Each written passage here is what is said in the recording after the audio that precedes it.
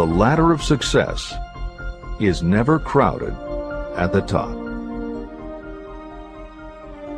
Chapter 11. Power of the Mastermind, the Driving Force. The ninth step toward riches. Power is essential for success in the accumulation of money. Plans are useless without sufficient power to turn them into action. This chapter will describe the method by which an individual may attain and apply power. Power may be defined as organized and intelligently directed knowledge. Power, as the term is used here, refers to organized effort, sufficient to enable an individual to transmute desire into its monetary equivalent. Organized effort is produced through the coordination of effort of two or more people, who work toward a definite end in a spirit of harmony. Power is required to accumulate money. Power is necessary to keep the money after it has been accumulated. How can power be acquired? If power is organized knowledge, let us examine the sources of knowledge. Infinite intelligence. This source of knowledge may be accessed with the aid of creative imagination through the subconscious mind, as described in the previous chapters on faith, autosuggestion, and imagination, and as will be elaborated on in Chapter 13, the subconscious mind, and Chapter 14, the brain. Accumulated experience. The accumulated experience of humanity may be found in any well-equipped public library. An important part of this accumulated experience is taught in public schools and colleges, where it has been classified and organized. Editor's comment. The computer revolution and the Internet have had a profound effect upon the quantity of information available and on the ease of access and ability to organize that information. This is the end of the editor's comment. Experiment and research. In the field of science, and in practically every other walk of life, people are gathering, classifying, and organizing new facts daily. This is the source to which you must turn when knowledge is not available through accumulated experience. Here, too, the creative imagination must often be used. Editor's comment. Today, because of the computer revolution and the Internet, publishing and dissemination of information happens so quickly that there is almost no lag time between experiment or research and the integration of those results into available knowledge. This is the end of the editor's comment. Knowledge may be acquired from any of the foregoing sources.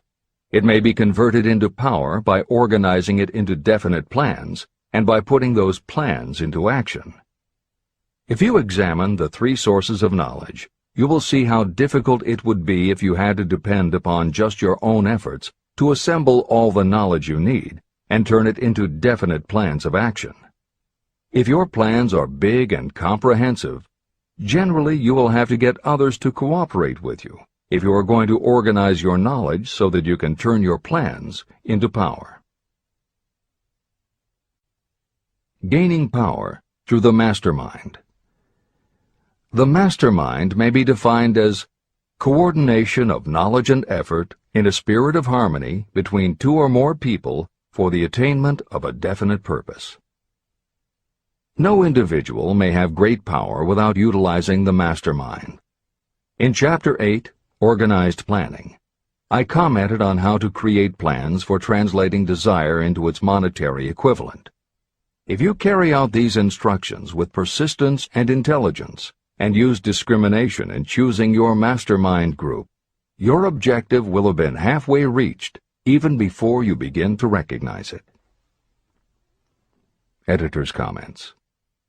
In the following section, Hill describes the two kinds of power that an individual can access by assembling a mastermind alliance and working with that group.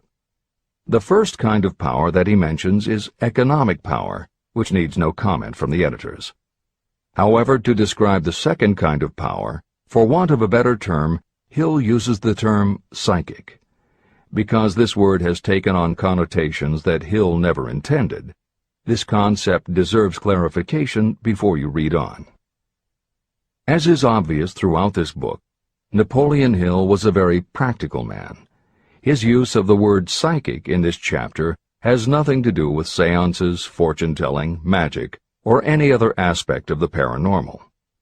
The word psychic is defined as of or pertaining to the human mind, and Hill uses the term to describe something pertaining to the mind that everyone reading this book has experienced. It is that feeling you get when you are working together with other people. Everyone is very focused on the same goal, and it is going so well that you seem to be in tune with each other. When that happens, you not only work well with the others, but your own work and ideas also seem to be operating on a higher and better plane than usual. This is the end of the editor's comments.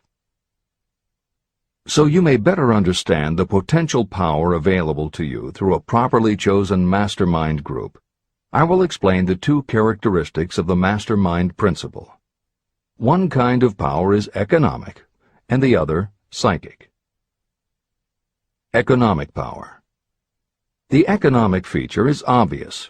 Economic advantages may be created by any person who surrounds himself with the advice, counsel, and personal cooperation of a group of people who are willing to lend him or her wholehearted aid in a spirit of perfect harmony.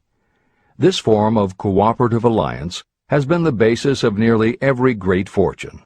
Your understanding of this great truth may definitely determine your financial status. Psychic power. What I refer to as the psychic phase of the mastermind principle is a little more difficult to comprehend. You'll get a better sense of the meaning from this statement. No two minds ever come together without creating a third, invisible, intangible force, which may be likened to a third mind. The human mind is a form of energy. When the minds of two people are coordinated in a spirit of harmony, the energy of each mind seems to pick up on the energy of the other mind, which constitutes the psychic phase of the mastermind. The mastermind principle, or rather the economic feature of it, was first called to my attention by Andrew Carnegie. Discovery of this principle was responsible for the choice of my life's work. Mr. Carnegie's mastermind group consisted of a staff of approximately 50 people with whom he surrounded himself for the purpose of manufacturing and marketing steel. He knew little of the technical side of the steel business. His strength was his ability to get others to work together in perfect harmony toward achieving a common goal. Carnegie attributed his entire fortune to the power he accumulated through this mastermind alliance. If you analyze the record of anyone who has accumulated a great fortune, and many of those who have accumulated modest fortunes, you will find that they have either consciously or unconsciously employed the mastermind principle. Great power can be accumulated through no other principle. How to multiply your brain power. The human brain may be compared to an electric battery. It is a fact that a group of batteries will provide more energy than a single battery. It is also a fact that the amount of energy provided by each individual battery depends upon the number and capacity of the cells it contains. The brain functions in a similar fashion. Some brains are more efficient than others. A group of brains coordinated or connected in a spirit of harmony will provide more thought energy than a single brain, just as a group of electric batteries will provide more energy than a single battery. Through this metaphor, you can see that the mastermind principle holds the secret of the power wielded by those who surround themselves with others of great brain power. The following will further define the so-called psychic phase of the mastermind principle. When a group of individual minds are coordinated and function in harmony, the increased energy created through that alliance becomes available to every individual mind in the group. Henry Ford began his business career under the handicap of poverty, illiteracy, and ignorance. Within the inconceivably short period of 10 years, Mr. Ford mastered these three handicaps, and within 25 years, he made himself one of the richest men in America. How did he do it? Here is an important clue. Mr. Ford's most rapid strides became noticeable from the time he became a personal friend of the famed inventor Thomas A. Edison. In the story of Ford's success, this is just the first indication of what the influence of one mind upon another can accomplish. Follow his story further, and you will have even more evidence that power may be produced through friendly alliance of minds. It is a fact that Mr. Ford's most outstanding achievements became even more pronounced later, after he formed the acquaintances of Harvey Firestone, John Burroughs, and Luther Burbank, each a man of great mental capacity. People take on the nature and the habits and the power of thought of those with whom they associate in a spirit of sympathy and harmony. Through his association with Edison, Burbank, Burroughs, and Firestone, Mr. Ford added to his own brain power the intelligence, experience, knowledge, and spiritual forces of these four men.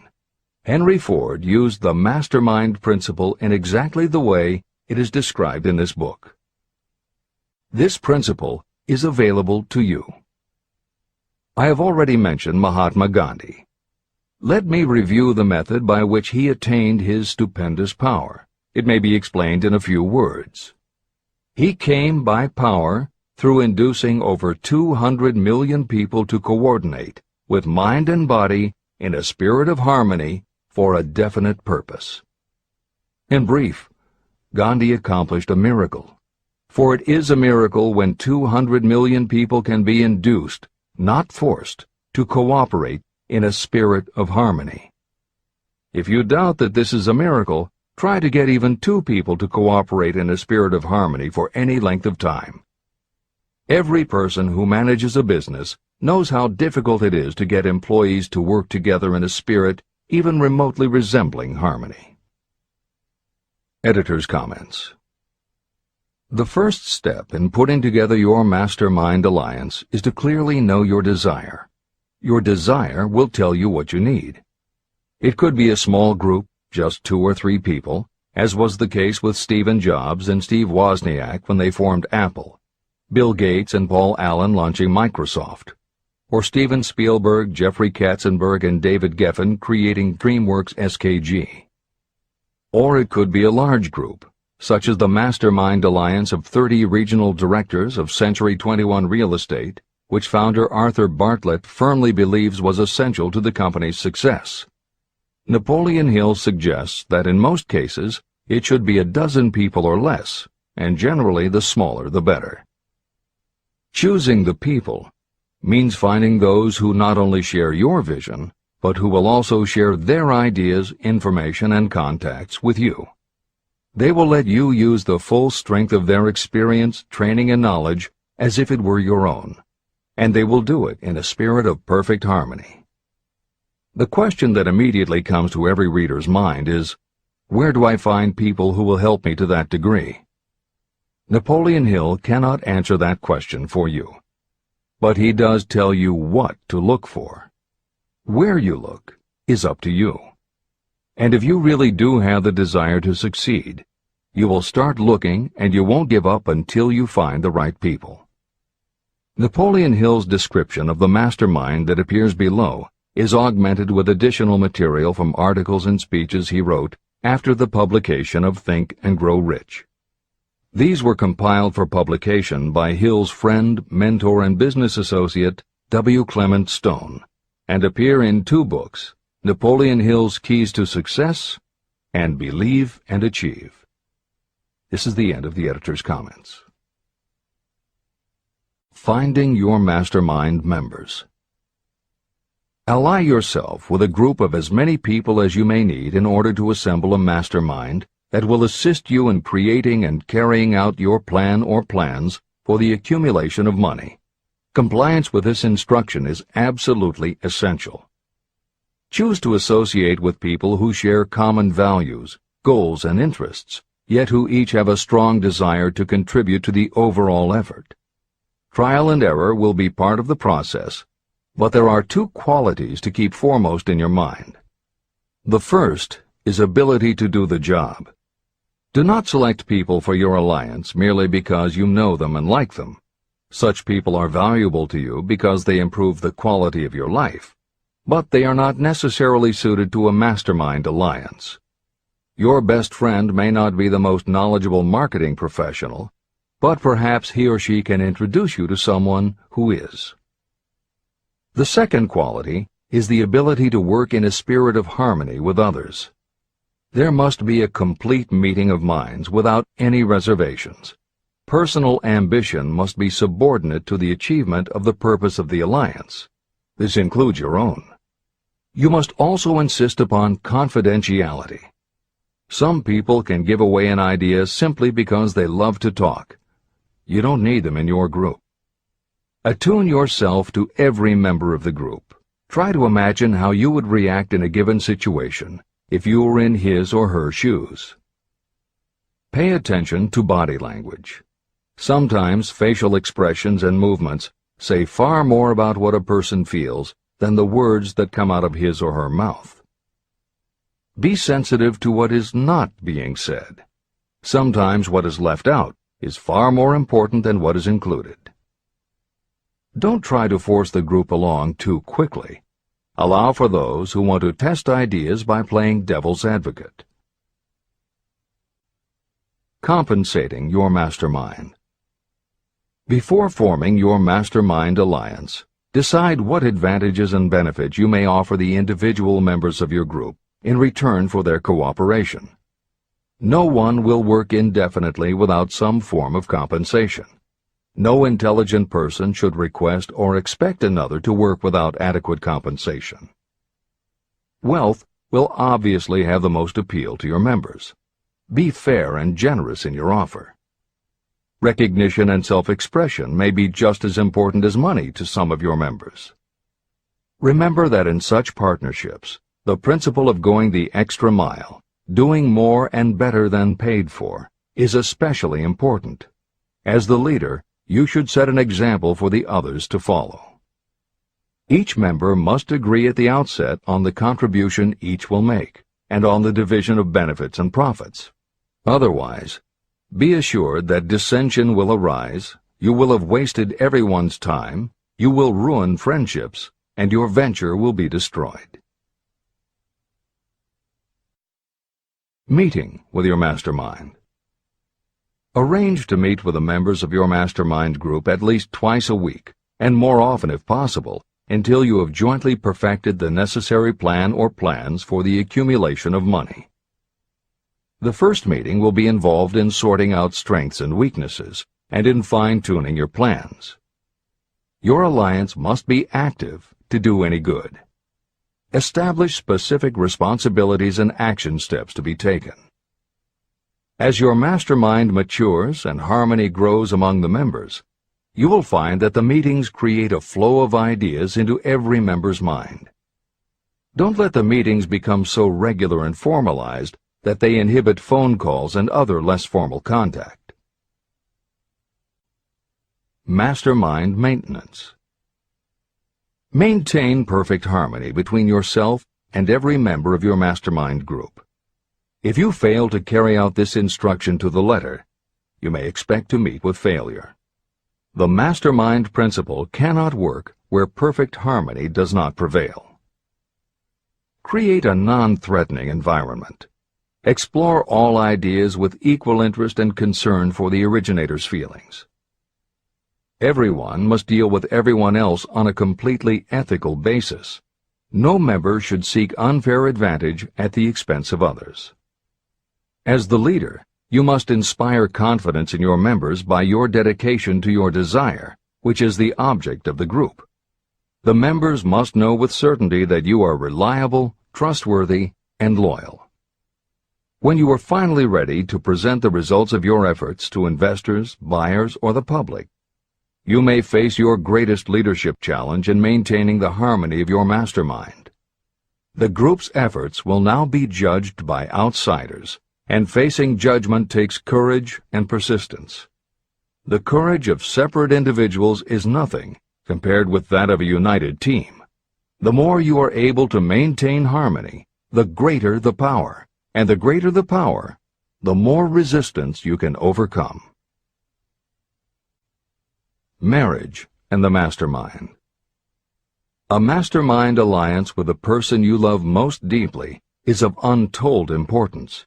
If you are married and have not built your relationship on the same principles of harmony that are crucial to any alliance, you may have some reselling to do with your spouse. Set aside time each day to talk about what you want to achieve and how you are going about it. Rely on your definiteness of purpose to build your persuasive abilities, to convince your partner of the benefits of the work you are doing. It is very unlikely that your work will not affect your husband or wife in some significant way, and you absolutely must not drag your partner unwillingly into any adventure. Build your mastermind alliance into your marriage from the start, and it will steady and support you through the darkest moments. In fact, your whole family should be incorporated into your alliance. Lack of harmony at home can easily spill over elsewhere. A united family is a great team. The Mastermind and Infinite Intelligence. The list of sources from which you can get power is headed by infinite intelligence. When two or more people coordinate in a spirit of harmony and work toward a definite objective, they place themselves in position to absorb power directly from that great universal storehouse that I refer to as infinite intelligence. This is the greatest of all sources of power. It is the source to which geniuses and great leaders turn, whether they may be conscious of the fact or not. In Chapter 13, The Subconscious Mind, and Chapter 14, The Brain, the methods for accessing infinite intelligence will be described in greater detail. This is not a course on religion. Neither the principle of infinite intelligence nor any other principle in this book should be interpreted as interfering with, endorsing, or rejecting any person's religious beliefs. This book is confined exclusively to instructing the reader how to transmute the definite purpose of desire for money into its monetary equivalent. Read, and really think about what you are reading. Soon the entire subject will unfold, and you will see it in perspective. At this point, you are only seeing the detail of the individual chapters. Editor's comments. This chapter would not be complete without commenting on a mastermind that came into being almost 15 years after the first publication of Think and Grow Rich. Napoleon Hill's own mastermind alliance with multimillionaire businessman and philanthropist W. Clement Stone. On May 2, 1951, at the age of 67, Napoleon Hill and his wife Annie Lou agreed it was time for Napoleon to think about retiring. They decided to begin by cutting back on his speaking engagements after he completed the lectures that were already on his calendar, including one he was scheduled to give a few weeks later in Chicago. Unbeknownst to them, at that event W. Clement Stone had prearranged to sit at the head table next to Napoleon Hill. Like Hill, Stone had been born into poverty. At the age of 6, he started selling newspapers to help pay the rent, and by 13, he owned his own stand. By 16, he was selling insurance, and by 20, he'd managed to scrape together $100, which he used to start his own insurance agency. Stone was a consummate salesman and motivator, and his company was growing very nicely. Then in 1938, he read Think and Grow Rich, and was so inspired by it that he bought a copy for every one of his employees, and continued to do so for each new person who joined his company. Over the years, this amounted to thousands of copies. When Stone was introduced to Hill, he told him about all the copies he had purchased of Think and Grow Rich, and said that he firmly believed it was Hill's book that had transformed his sales force and turned his company from modest to extraordinary success. Napoleon Hill and W. Clement Stone found that they were in such complete accord that by the end of their first meeting, Hill had decided to postpone his retirement and join with Stone in a venture dedicated to creating a better world for this and future generations. Within a year, they launched Napoleon Hill Associates. They published new books by Hill, including How to Raise Your Own Salary and The Master Key to Riches. They reissued Hill's earlier bestsellers, and they co-authored a new bestseller, Success Through a Positive Mental Attitude. They also launched Success Unlimited magazine, created PMA Science of Success home study courses, made television programs, radio shows, a documentary film entitled A New Sound in Paris, which showed the amazing changes that happened when the entire town of Paris, Missouri, adopted the Napoleon Hill philosophy. And they both crisscrossed America speaking, teaching, giving interviews, and spreading the philosophy to as many people as possible. In addition to his work with Napoleon Hill Associates, Hill also consulted to W. Clement Stone's company, Combined Insurance Company of America. Hill designed and implemented a new training program for the sales force, which was so successful he astounded the business world by helping Stone grow his company from $30 million in assets to $100 million in less than 10 years. When W. Clement Stone passed away in 2002, his company, now known as Aon Corporation, had revenues of $2 billion a year. W. Clement Stone had personally given more than $275 million to various charitable and philanthropic organizations. There has perhaps never been a greater example of coordination of knowledge and effort in a spirit of harmony between two or more people for the attainment of a definite purpose. The sheer volume of work and scope of influence achieved in a 10-year period by Napoleon Hill and W. Clement Stone leaves little question as to the power and importance of a mastermind alliance. This is the end of the editor's comments. The power of positive emotions. Money is shy and elusive. It must be wooed and won by methods not unlike those used by a determined lover. And the power you use in the wooing of money is not greatly different from what you use to attract the one you love. It is the power of positive emotion. That power, when successfully used in the pursuit of money, must be mixed with faith. It must be mixed with desire. It must be mixed with persistence. It must be applied through a plan, and that plan must be set into action. When money comes in large quantities, it flows to the one who accumulates it as easily as water flows downhill. There exists a great unseen stream of power, which may be compared to a river that flows in two directions. One side flows in one direction, carrying all who get into that side of the stream onward and upward to wealth. The other side flows in the opposite direction, carrying all who are unfortunate enough to get into it and can't pull themselves out downward to misery and poverty. Everyone who has accumulated a great fortune has recognized the existence of this stream of life. It consists of one's thinking process. Positive emotions form the side of the stream that carries you to fortune. Negative emotions form the side that carries you down to poverty. This is a point of great importance to the person who is following this book with the object of accumulating a fortune.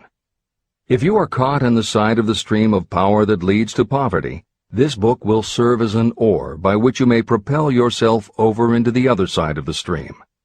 But it can serve you only through application and use. Merely reading and passing judgment on it, either one way or another, will be of no benefit to you. Poverty and riches can change places, but when riches take the place of poverty, the change only happens through well-conceived and carefully executed plans. The same is not true of poverty. Poverty needs no plan. It needs no one to help it because it is bold and ruthless. Riches are shy and timid. They have to be attracted.